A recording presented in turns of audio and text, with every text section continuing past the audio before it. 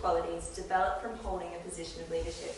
The cross-disciplinary nature of this course has challenged my view by providing me with new stimulus to explore leadership from different perspectives every week. Using the Action Learning Cycle model, I reflected upon several concepts that stood out and built upon my original conception of leadership. These include service leadership, recognising a good leader, leadership as social influence, and my personal application of the leadership skills which I have learned. Ultimately, these ideas have reshaped how I now perceive leadership. A particular concept which added to my view was Michael Plato's psychological perspective on leadership. He suggested that leadership is the process of influencing, not merely the acquisition of a position. And on this basis, I now consider anyone to have the potential to be a good leader. In week 7, Areti introduced us to the idea of service leadership. He suggested that everyone possesses a cloak, and that each cloak has the capacity to hold a certain number of feathers. In addition, each person is able to choose whether or not to give others feathers to enhance their cloak. I really like this concept, as it is applicable beyond the bounds of Indigenous cultures, as it indicates that a good leader is measured by their willingness to give others feathers.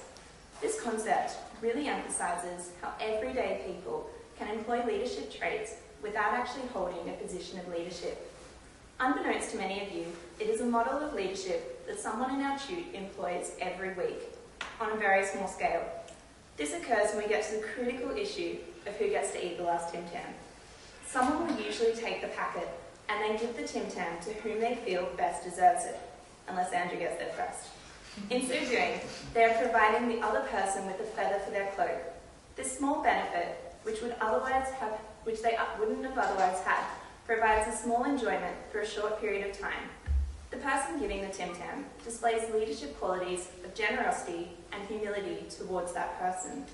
Despite being on a really small scale, this example demonstrated to me that we all have the capacity to employ leadership qualities as everyday people, and most likely that you have all provided others with feathers in more meaningful ways over the past 13 weeks.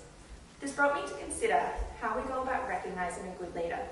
Prior to this course, I thought that a good leader was someone who spoke confidently in public, was hardworking and empathetic.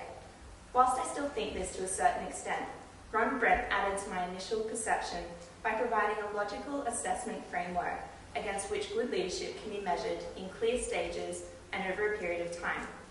He made clear that key leadership stages are having a vision, the courage to pursue it, the ability to effectively communicate the vision, and the capacity to engage others to achieve that vision. After the lecture, I realised that anyone has the ability to be a good leader if they employ this framework. After reflecting on my own group's project to pitch a pathway program to the VC, which will link students' course content to its professional application, I found that my group has really followed this framework. We were all unified in our vision, and our courage to pursue it stems from our inherent passion for the idea. Through extensive surveys and interviews, we've instilled our idea in others, and responses suggest a real willingness of faculties to help us achieve our vision beyond the parameters of this course. In addition, this leadership framework has provided a means to effectively plan and implement my goals in the future. So now looking back on the last 13 weeks, I have learned that leadership skills are not gained automatically. They are developed through experiences and your social influences. Such skills can be effectively utilised to implement goals when used in accordance with Ron Brent's leadership framework. This course has broadened my conception of leadership and has exposed me to new perspectives on people that I wouldn't have otherwise considered.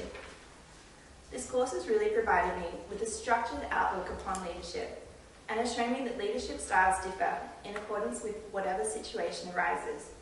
Ultimately, I have found that anyone can be a leader, as long as they have the temerity to create a specific vision that is measurable, achievable, relevant, and time-bound. Thank you.